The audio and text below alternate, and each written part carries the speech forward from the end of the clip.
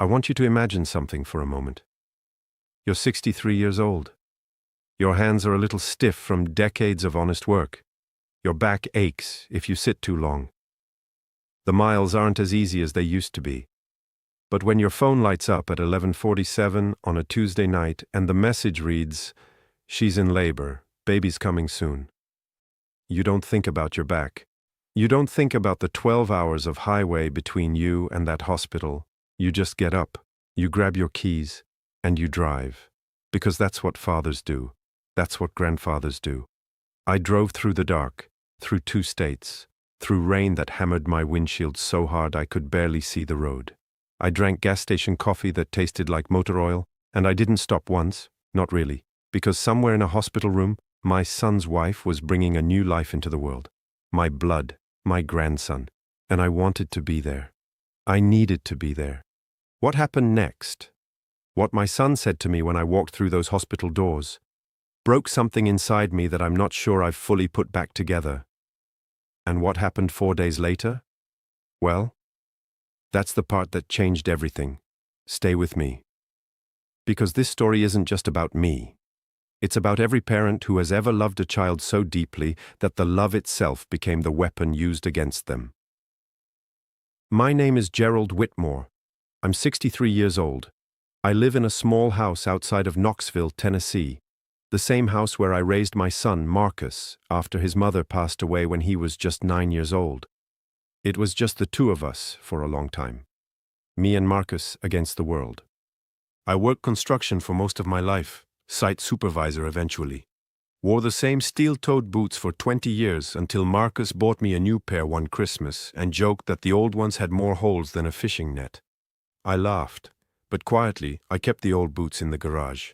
Some things you don't throw away. Marcus grew up good. Better than good, actually. He was sharp, curious, the kind of kid who asked questions about everything and expected real answers. I liked that about him. He went to the University of Tennessee on a partial scholarship, majored in business administration, and came home every Thanksgiving without fail, right up until he met Diane. Diane Crawford. 28 years old. Marketing director at a mid-sized tech firm in Charlotte, North Carolina. Beautiful woman. Confident. Driven. The kind of person who walks into a room and the room reorganizes itself around her. I tried to like Diane, I really did. But from the first Thanksgiving she attended, Marcus's second year out of college, I sensed something that I couldn't quite name. A tension, a guardedness whenever I was around. She answered my questions with short, careful words like she was testifying in a deposition rather than talking to her boyfriend's father. And the way she looked at Marcus when I told old stories about his childhood, like those stories were a threat to something, like the past was competition. I told myself I was imagining it. Marcus proposed to Diane 18 months later. I stood at their wedding in a rented suit that was a little too tight across the shoulders, and I cried when he said his vows. Genuinely, truly cried. Because I was proud of him.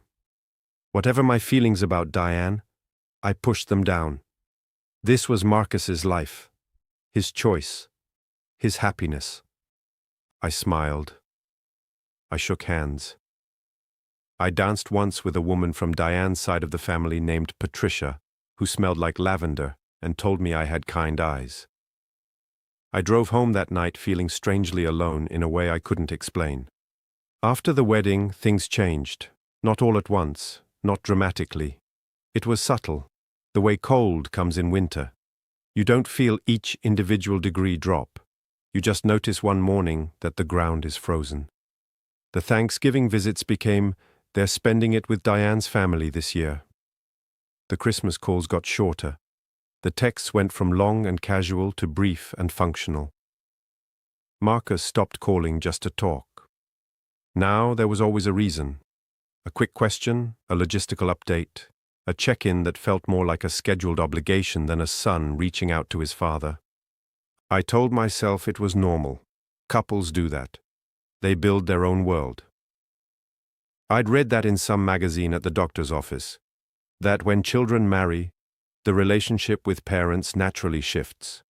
I underlined it in my head and repeated it to myself on Sunday evenings when the house felt particularly quiet. But then came the incident at Easter. I'd driven up to Charlotte, 6 hours, to spend Easter weekend with them. I'd brought a smoked ham from the butcher downtown, the good one that Marcus always loved, the kind with the brown sugar glaze his mother used to make. I'd wrapped it in foil and put it in a cooler and driven 6 hours with it in my back seat like it was something precious. Diane opened the door, looked at the ham, looked at me. "Gerald," she said, "we're actually doing a brunch this year. Small thing. We didn't really plan for dinner." Marcus appeared behind her. He looked surprised to see me, which itself was strange, because we'd confirmed the visit twice by phone. "Dad, hey, yeah, come in. We ate a quiche that Diane had ordered from a catering company. It was fine. It was adequate. But we sat at a table designed for 6 with only 3 of us, and the conversation moved like cold syrup, slow, reluctant, sweet on the surface, but thick underneath. When I left Sunday evening, Marcus walked me to my truck. He looked tired. "She's just particular about her space," he said, not quite meeting my eyes. "It's not personal." "I know," I said. Neither of us believed me. The drive home took 7 hours because of traffic outside of Asheville. I spent most of it in silence, one hand on the wheel, the other resting on the cooler that still had most of the ham in it. The pregnancy announcement came on a Sunday afternoon in September. Marcus called, didn't text, and his voice had something in it that I hadn't heard in years. Warmth, boyishness, the voice of a kid who's just seen something wonderful and can't wait to share it. "Dad, we're having a baby." I sat down on my porch steps. My coffee went cold in my hand. "A baby?" I repeated. "Yeah." He laughed. That real laugh, the one that starts in his chest. Sometime in March, we just found out. I pressed my hand flat against my knee to keep it from shaking. I don't know why I was shaking. Joy, maybe. Relief that something real was finally happening between us again. "Marcus," I said, "that's the greatest thing I've ever heard." We talked for 40 minutes. That might not sound like much, but it was the longest real conversation we'd had in over 2 years. He told me about the ultrasound, about how Diane had cried, about how he was terrified and excited in equal measure. I told him about how I'd felt when Diane, his mother, not his wife, though I didn't say it that way, had told me she was pregnant with him. I told him I'd gone outside and sat in the yard in the middle of winter because I needed air, because the house had suddenly felt too small for how big the feeling was. He laughed again. "That sounds like you, Dad." "It does," I agreed. When we hung up, I sat on the porch for a long time. The sky was doing that September thing it does in Tennessee, going orange and gold over the tree line, the kind of color that feels like something is ending even while something else is beginning. I was going to be a grandfather. Everything was going to be different now. It had to be. I started making plans. I'm a man who plans with his hands. When something matters to me, I build something. Over the following months, I worked on a crib in my garage, old maple wood. I'd been saving it for years, never quite knowing what for. I hand-carved the posts, sanded them smooth enough that you could slide silk across them without a snag. I painted it a soft cream white and finished it with a non-toxic sealant, the kind that's safe for children. I looked up the best car seats, read reviews, watched videos, made notes in a legal pad that sat on my kitchen table for 3 months, covered in my handwriting. Brands, safety ratings, price comparisons.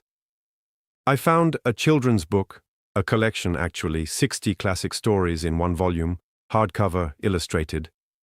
And I started reading it aloud in the evenings, out loud, alone in my living room, because I wanted to know the stories by heart before I told them to my grandson. I wanted the words to be smooth in my mouth, natural, the way they'd been for his grandmother when she read to Marcus. I called Marcus every couple of weeks. He answered most of the time. Diane, I was told, was doing well. Tired, but well. She'd had some early complications, nothing serious, but enough to keep her on modified rest for a few weeks. I sent a care package, good tea, a heating pad, a handwritten card that I rewrote 4 times before I settled on words that felt warm, without feeling intrusive. Diane texted Marcus a thank you. He relayed it to me. I told myself that was enough. In February, I asked Marcus directly, "What are the plans for the birth? Do you want me there?" There was a pause. Not long, but present. "We're figuring out the logistics," he said. "It'll probably be pretty private. Just us in the delivery room, obviously, but we'll let you know as soon as he arrives." I hadn't known until that moment. A boy. "A boy," I said quietly. "Yeah." Another one of those real laughs. "A boy, Dad." I held that word for the rest of the day. A boy. A grandson. Someone who would someday wear my name somewhere in his history, who would maybe have Marcus's jaw or his grandmother's eyes, who would learn to walk and talk and wonder about the world in a house I'd never designed but hoped would be full of love. I said I'd respect whatever they decided, and I meant it. But I also quietly told myself, if it came down to it, I would drive those 12 hours to be near him. Even if I never stepped foot in that room, even if I sat in the parking lot, I just needed to be close. The call came on a Thursday night, March 14th, 11:52 p.m. It wasn't from Marcus. It was from his friend Derek, who lived 2 streets over from them in Charlotte. Marcus had told Derek to call me if anything happened, apparently, which tells you something about the complexity of that household that I choose not to unpack here.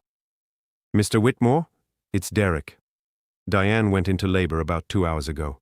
Marcus is at the hospital. Thought you'd want to know." I was dressed in 4 minutes. My bag had been packed for 3 weeks. The drive from Knoxville to Charlotte typically runs about 3.5 hours, but I was coming from the far edge of Knox County, and I took the longer route north to avoid the construction zones I knew would be active even at midnight. 12 hours is an exaggeration. Marcus always told people I exaggerated.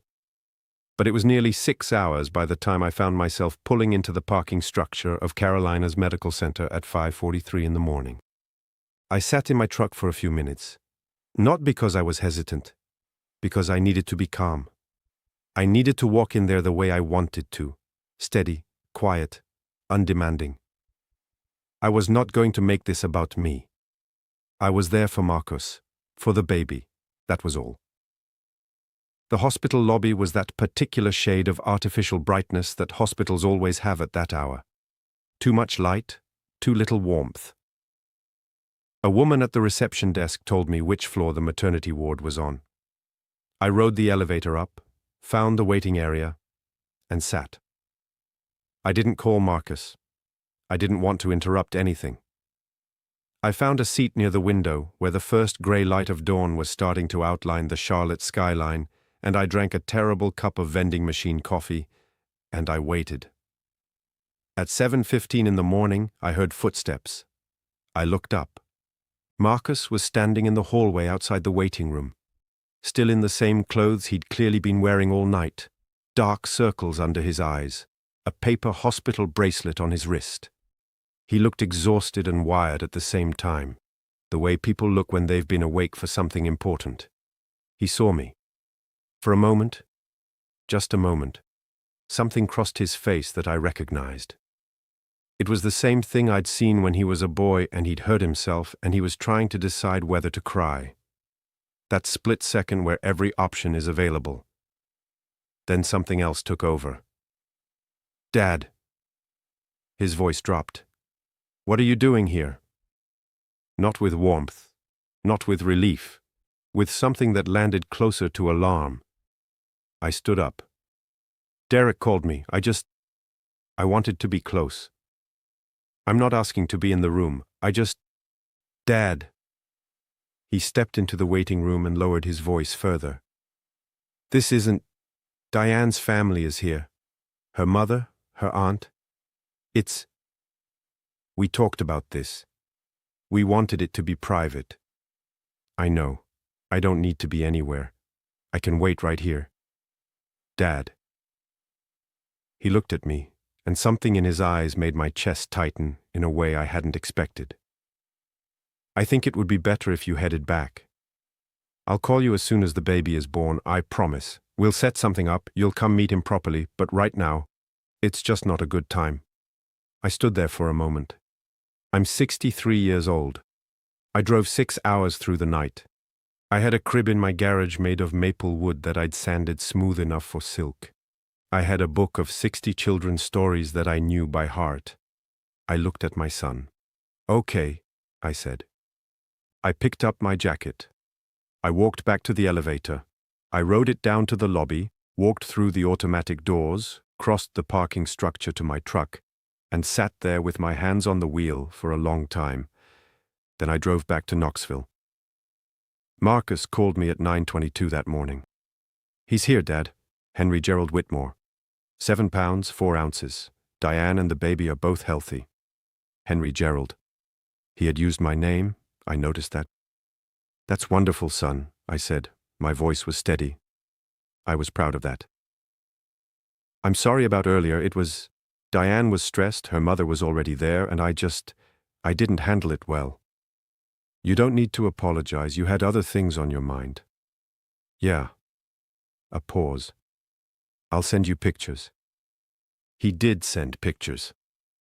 Henry Gerald Whitmore had a full head of dark hair and the kind of red, indignant face that all newborns have, like they're personally offended by the concept of existing outside the womb.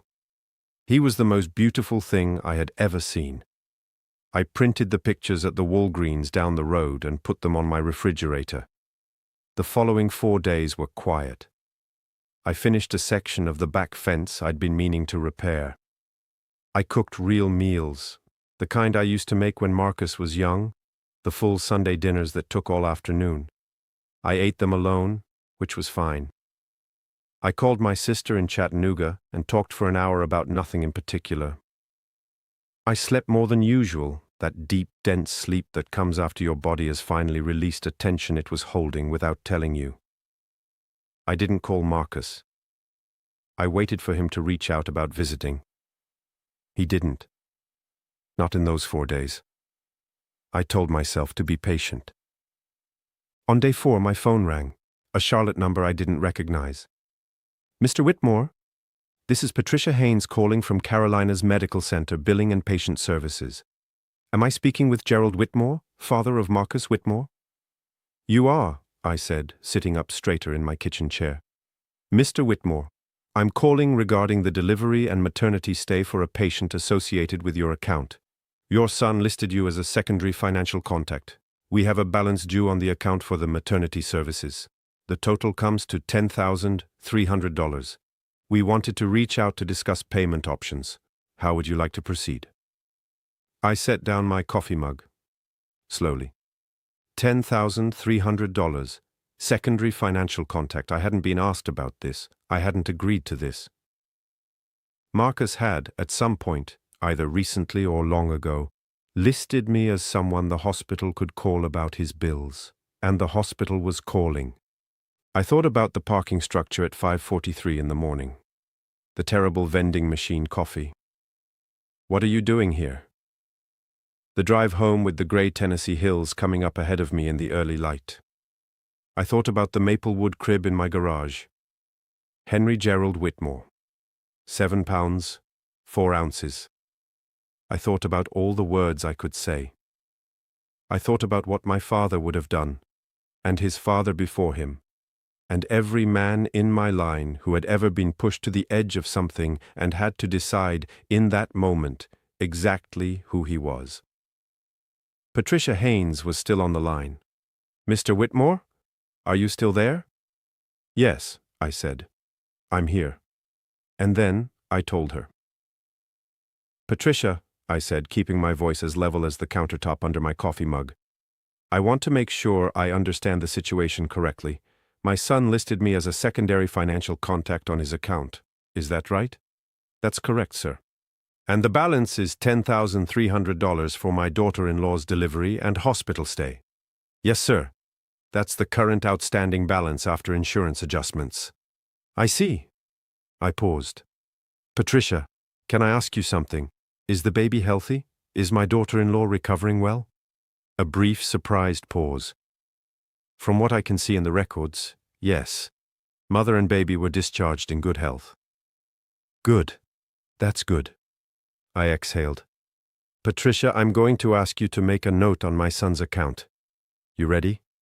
Go ahead, sir. Tell him his father called. Tell him the hospital contacted me about the bill, and tell him... I paused one more time, feeling the weight of every one of those 6 hours, every mile of dark highway, every cup of terrible coffee. Every morning I'd woken up in that quiet house with pictures of a grandson I hadn't held yet on my refrigerator. Tell him that I'm happy to help, that I will always be happy to help. But I'd like him to call me himself. Not the hospital. Him. Sir, I know that's an unusual request, but if my son wants me to pay this bill, he knows my number. He's had it his whole life. I'd like him to use it. Another pause. Then quietly, I'll make note of that, Mr. Whitmore. Thank you, Patricia. You have a good day. I hung up. I sat in my kitchen for a long time. Marcus called me that evening, 6:47 p.m. He didn't start with hello. He started with, Dad, I owe you an apology. His voice was different. The guardedness that had settled over him in layers over the years, I could hear cracks in it. Like the maple floor in an old house, expanding in heat. I've been thinking, he said.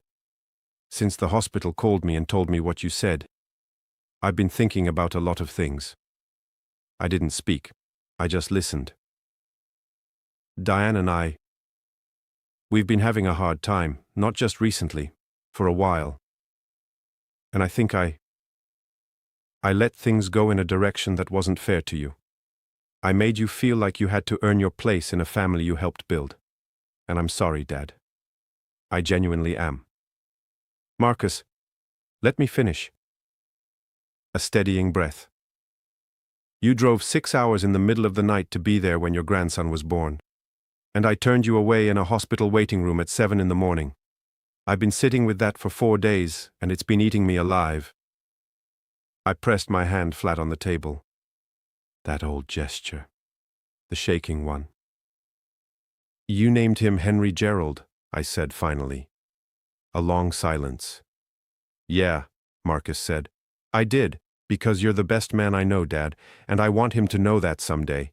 I want him to know that his grandfather drove through the night because that's what love looks like when it doesn't make speeches, when it just gets in the truck and drives. I didn't say anything for a moment. I couldn't. There are feelings that don't have words yet. They're working on them somewhere, I think, in a language older than English. This was one of them. I'd like to come meet Henry, I said at last. I was hoping you'd say that. I drove back to Charlotte 3 days later. This time Diane met me at the door. She didn't look the way I'd always seen her, composed, curated, presenting her best front. She looked like a woman who had just given birth and hadn't slept in a week and had been having hard conversations with her husband and had come to the door in a worn gray cardigan with her hair in a loose braid. She looked like a real person. Gerald, she said, and then, I'm glad you came. The crib was already there in the nursery. They'd bought a white one, which was fine, beautiful actually. But when I carried the maple one up from my truck, Marcus set it up in the corner by the window. 2 cribs in a small nursery is technically one too many. But nobody said a word. I held Henry Gerald Whitmore for the first time 2 hours after I arrived. He was 12 days old. He had Diane's nose and Marcus's forehead, and the general dissatisfied expression of someone who has very recently been evicted from a very comfortable arrangement. He weighed almost nothing in my arms, and at the same time he weighed everything. I didn't say anything out loud. But silently, in the way men of my generation carry things, quietly, without ceremony, I made him a promise that I would always show up, that no matter what happened between the adults in his world, he would always know where to find me. That there was a house in Knoxville with a maple crib in the garage and 60 children's stories memorized, and a man who had driven through rain in the middle of the night just to be near him before he even took his first breath. I stayed 3 days. We ate real meals. I told Marcus's old stories, the ones Diane had once looked threatened by. And this time, she laughed. Not politely. Really laughed. At the one about 8-year-old Marcus trying to build a go-kart out of a lawnmower and ending up in the flower bed. On the last evening, I paid the hospital bill. Not because I was asked. Not because I was manipulated or guilt-tripped into it. But because it was my grandson. And because some things aren't about the money. The money is just the form the love takes when it needs somewhere to go. I wrote the check for $10,300 and handed it to Marcus. He started to say something. "Don't," I said. He nodded. We shook hands. Then he hugged me, hard, the way you hug someone when you're apologizing with your arms because the words still aren't quite enough. I'm not telling you this story because I want you to feel sorry for me. I don't need that. I'm telling you this story because somewhere out there's another grandfather, or grandmother, or parent, or someone who loves someone, sitting in a quiet house with pictures on the refrigerator, wondering if they did something wrong, wondering why the door that should be open keeps swinging shut. You didn't do something wrong. Love doesn't always get the welcome it deserves. Families are complicated and messy, and sometimes the people we love the most find ways to make us feel smallest, not out of cruelty, but out of their own fears, their own insecurities, their own private wars that have nothing to do with us. But here's what I know at 63 years old. You keep showing up. You keep driving through the rain. You keep building things with your hands and memorizing stories and leaving messages that say, "I am here. I am always here." Because one day, maybe not today, maybe not in the way you imagined, the door opens. And when it does, you don't say, "I told you so." You don't demand an accounting of all the miles. You just walk in. You sit down. You hold the baby. And you start telling the stories. If this story hit close to home, if you've ever been that parent, that grandparent, that person in the parking lot at 5 in the morning, wondering if any of it was worth it, leave a comment below. You're not alone. And don't forget to subscribe, because the next story is one I've been carrying for a long time. I'll see you there.